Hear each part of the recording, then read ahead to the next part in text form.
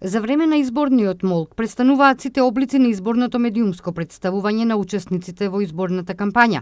Според изборниот законник, за прекршување на изборниот молк се смета емитувањето какви било информации, фотографии, аудио и аудиовизуелни материјали, поврзани со или во кои учествуваат учесници во изборите, какви било облици на медиумско известување, кои се отворено или прикриено во функција на нечија кампања и можат да влијаат врз одлуката на избирачите, податоци со кои се открива идентитетот на политички субјект или поединци вклучени во инциденти или неправилности на денот на гласањето, како и изјави од кандидати во изборниот процес, од представници на политички партии и од носители на функции во органите на власта.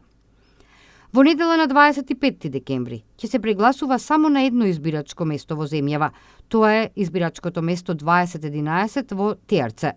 Прегласувањето доаѓа како резултат на решението на Државната изборна комисија, а по усвоената тужба од Управниот суд поднесена од Социјалдемократскиот сојуз на Македонија.